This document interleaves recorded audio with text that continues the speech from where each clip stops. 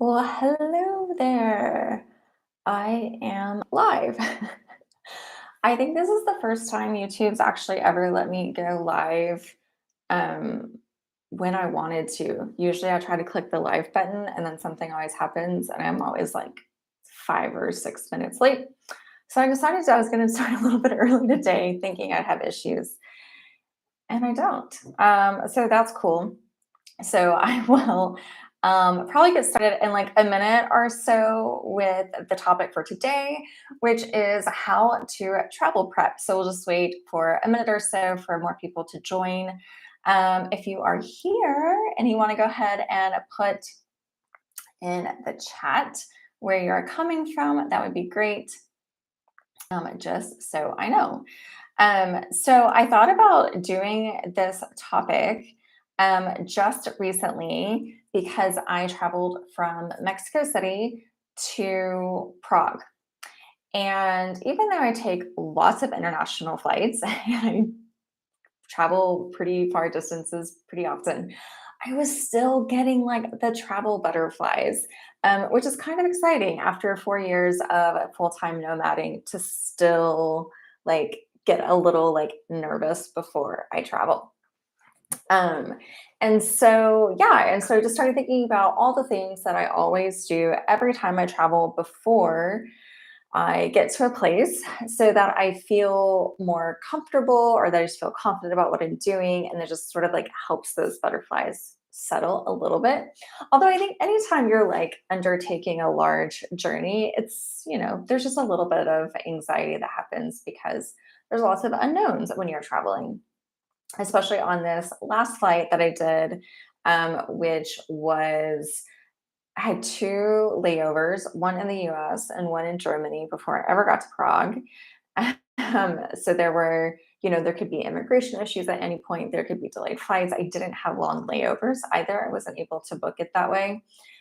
Well, I could have. It was either hour and a half layover or like 6 hour layover. So I decided I would try and do it in the least amount of time possible, knowing that there would be later flights if I happened to miss my flight. But everything worked out fine. I didn't have any issues actually on my travel day. So that was good. But, you just never know, especially going through airports in different times, especially during these COVID times still. Cool. So thank you so much for joining me. It is really exciting to be. It's been a minute since I've done a live video, and so it's kind of fun to be here with you all. Sorry if there's a little bit of echo. I'm in a co-working space. You can see in this nice skyline behind me in Prague. So I'm here at the co-working space. So the room's a little echoey, which is why I have my headphones in. But okay, so it is 6:01. So let's go ahead and get started with what I do every time I prepare for a trip before I go anywhere. What are the steps I take, and when do I actually do them? So I kind of also have like a system for like how far out I start planning. And I will say, as a nomad, it does help because it means I go through the system over and over again. And so if you're doing more like vacation or trips here and there, it's still good to have like a list of things that you do every time to make you feel comfortable. But you may not have it like memorized the way that I do it kind of at this point. So actually, it was fun writing it all down because I didn't even realize the systems that I have. Okay, so a couple of days before I actually start traveling, I start preparing. I don't like waiting until the last minute if I can help it. Although realistically, I think about it for multiple days before I ever actually get started. I kind of start making the list in my head of all the stuff I want to do. So 2 to 3 days beforehand, it kind of depends what my schedule looks like. The first thing I start doing is I start charging all the things. So obviously my phone, I'm going to charge the night before. My computer, I'm going to make sure it's 100% before I leave. But I mean like my backup battery charger so that on the flight, if my phone does run out or something, it's a long travel day, I have an option. So to get my backup battery, go ahead and get that charged. My watch. which seems to go out at like the most annoying times. My charge usually lasts for like a week. So I usually just go ahead and get it charged up a couple days beforehand so that it's good my whole flight. My AirPods, my headphones, different things, like things that kind of hold charge for a few days, might as well go ahead and get them set. Also, because as a nomad, I'm traveling, I'm usually in multiple countries where I have to use adapter. Like, so right now for my phone, I'm having to use this adapter.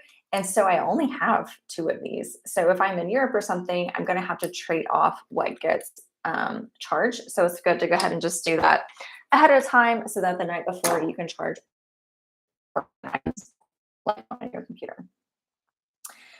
The next thing I do is I go ahead and start doing laundry. So I don't always know what my next destination is going to be.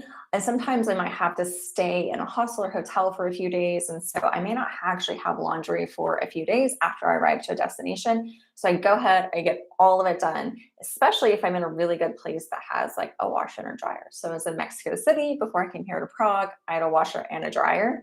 When I was in Playa del Carmen, I just took it to the lavanderias and did it that way.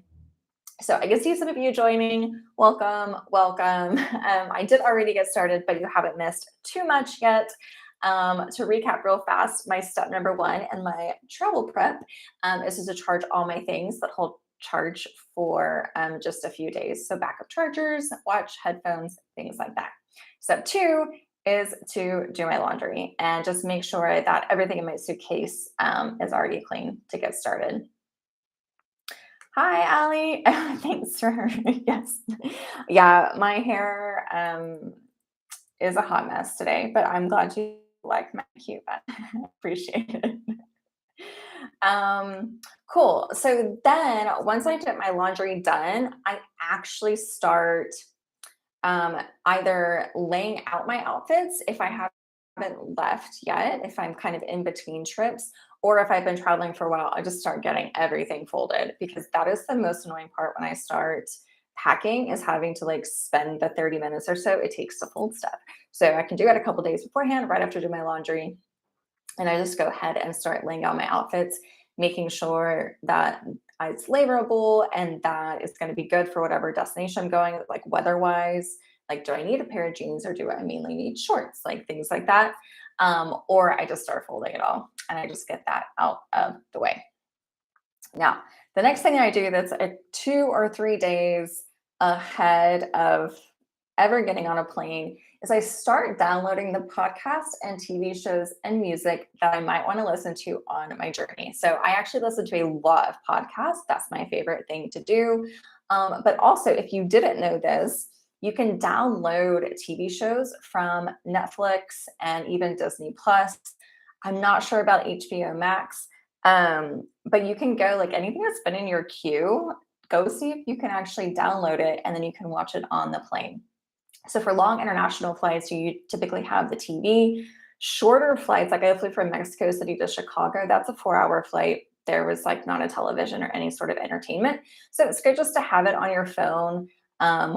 Also, what has happened to me multiple times is my TV's been out, it's not working, or the like headphone jack to like actually the audio part isn't working, which actually happened to me on my last flight that I just took as well. So I was super grateful that I had downloaded a few things ahead of time so that I just had some entertainment on those really long flights. And if you didn't know, you could go download Netflix and stuff. Now you know. Cool. So that is kind of what I do just a few days ahead of time. Some other things that you might want to consider, just depending on your travel style, is you can actually forward your itinerary to someone you trust. That could be a family member, a friend, maybe someone's going with you. Make sure you are both on the same page. Go ahead and go to the store and stock up on any like medication or toiletries or things that you might need. Like I usually travel with like travel shampoo and conditioners. And yeah, any like allergy medicine, things like that. Go ahead, go to the store, get them in advance. You can purchase some travel snacks. If you think you won't eat them ahead of time, go ahead and purchase your travel snacks, or maybe purchase them and like put them away so that you're not tempted to eat them before you actually leave. And then you can also just like double check and confirm your accommodation and the location. So depending on how you booked it, maybe you booked a hotel through a website, maybe you booked Airbnb, maybe it's a hostel, maybe you're staying with a friend, like whatever it is, just like kind of double check that you have the email and the reservation, the dates are correct, and go ahead and check in or look at the check-in time so you can start getting an idea about when you land and like how much time you're going to have in between if you can't check in right away. So that's it. Those are all the things I do in advance. I do them kind of slowly. I'm not necessarily doing them all at like one time, but those are the things I like to get out of the way and take care of. Because 24 hours before your flight, that is when the anxiety and the stress all start kicking in. You're usually trying to finish up work, do the last little bit of this, do the last little of that, maybe have dinner with somebody. I personally don't like to do anything the night before I fly. I find that I just have too much stuff on my mind, but everyone is a little different. So 24 hours before, you should get that email from the airline saying it's time to check in. Go ahead and do it then. I usually don't wait till the last minute. I usually like the minute I can check in for my flight, I do it, download my boarding pass, things like that, because sometimes there are issues doing it. Maybe I've definitely had situations where I was in an exit row, so I was not able to check in online, but I knew that in advance, right? So I knew I needed to get to the airport just a little bit earlier. Right now, flying to or through the US, you still have to go through all the COVID protocols. And so you have to do all of that first before you can actually check in for your flight, too. So just go ahead, do it, download your boarding pass, make sure everything's good with your flight so that you don't have to worry about that. Then after I do that is I find my passport or I double check where it is. I usually know where my passport is, but I just go ahead and I get it out and I make it visible. And I usually go ahead and put it in my purse. I do wait until 24 hours before because I keep my passport in my purse when I'm traveling. So it doesn't make sense to pack that earlier for me. Sometimes I might put it out and put it on my table or bedside or something just so that I don't forget it. You do not want to forget your passport when you're on an international flight. Um, so the next thing that I do, and I like to just double check and go back over, is know how I'm getting to the airport and what time do I actually need to leave. So I do the math. I'm like, okay, my flight's at 10. I need to be there between 8 and 8:30. I don't like to go to the airport very early. That's just me. You do you. I need to be there between 8 and 8:30 so that I probably need to leave by 7:30, things like that. Like you definitely want to do the math and go backwards. And then know how you're getting there. So if you have a friend or family member driving you, confirm with them that they still are picking you up and they know what time. If you're taking public transit, know what time you need to leave and the route you're taking, if you're taking a bus or a tram and how long it's going to take you. When I was in Mexico City, I had to leave at like 5 in the morning. And so I was just going to take an Uber. That's the easiest way to get there. But I went ahead and I booked it through the Uber app the night before so that I didn't have to take the chance that there not being a lot of Ubers out and about driving, or that it was going to, take 15, 20 minutes for it to come get to me. That was just time I wasn't really willing to sit around and wait. So I booked it in the app in advance. So however you're getting to the airport, there's so many options depending on where you are. Just double check that you know how you're getting there, and what time you actually need to leave. The other thing you can do if you're taking public transit, or even just you're not sure what traffic might be like at that time, when you go to Google Maps and you type in the airport, you can actually pick a future destination. So again, if you didn't know this, now you know. You can say, okay, I'm leaving on Friday at 2 p.m. and you can see generally how long it'll take you to get there. Especially sometimes I do this and I'm like sitting, it's like the middle of the night, right? It's like 11 o'clock at night and I'm checking to see how long it takes to get somewhere. It's going to be a little different depending on the time of day. So be sure you do that. And then the next thing I do is I think about how I'm getting from the airport to my accommodation and my next destination. So again, in Prague, it was super easy. I just took an Uber again. But I've definitely been in places where I needed to private transfer in advance. So I did that in Bali. I did that in a Greek island that I went to.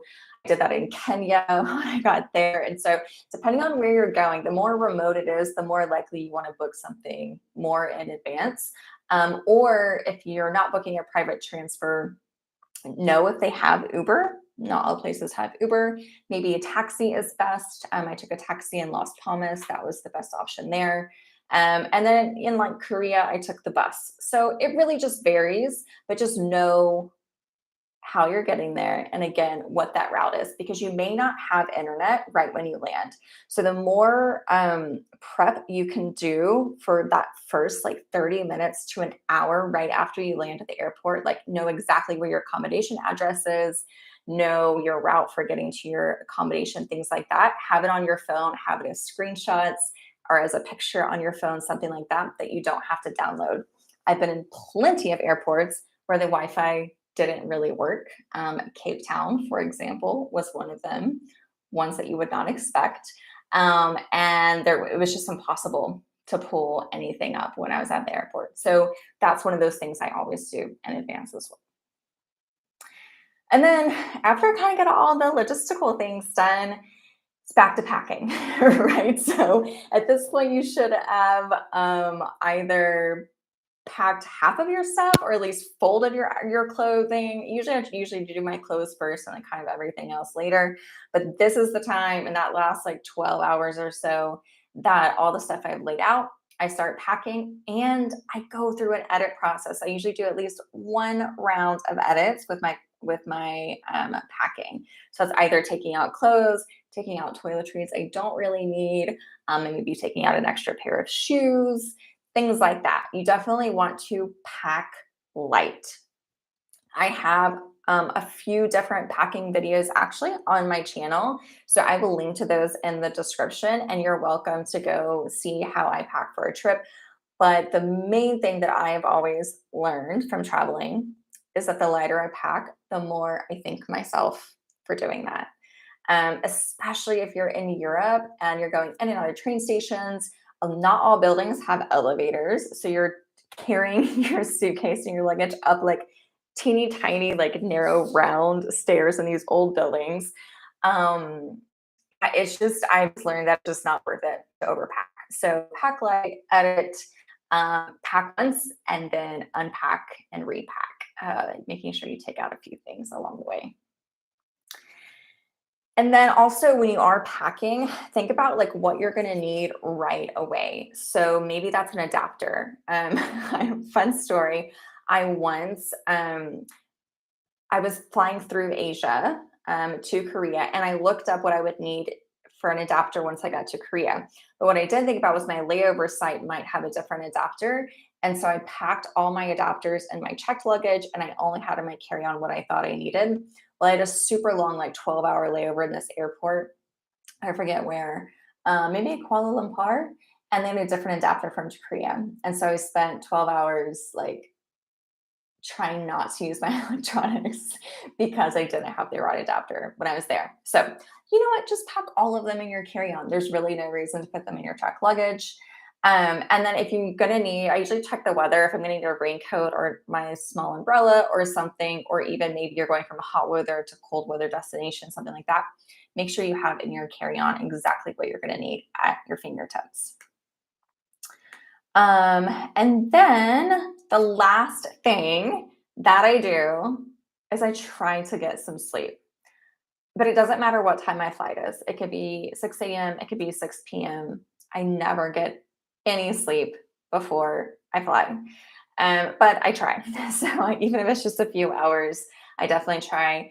And I double, triple check my alarm if it's a really early flight, even though I don't get any sleep anyway, and I'm usually awake. But it doesn't mean it's not worth trying. I don't know what it is. Still, even after all these years, I get a little bit of anxiousness before I travel. So yeah, so that's it. That is the main things that I do when I do them for every single one of my trips. And again, I will post those packing videos or the links to the packing videos in the description of this video. So if you want to go learn a little bit more about how to do that, you can. If you have any questions, now is the time to ask me while I'm still online. Thanks for hanging out with me live today. Again, it's been a little while since I was live, so it's been fun just to sit here and chat with you guys, talk a little bit about travel, my favorite thing to talk about, of course. Okay.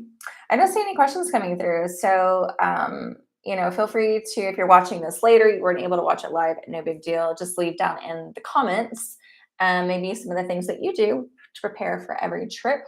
And don't forget that I have free digital nomad city guides for all the destinations I have been in the last year. So feel free to grab those. They're all free, and it's just one link and you have access to all of them. So I make it super easy. Okay, thanks so much, guys. I hope you have a great day, and I hope that your next trip is very well organized and prepared. See you later.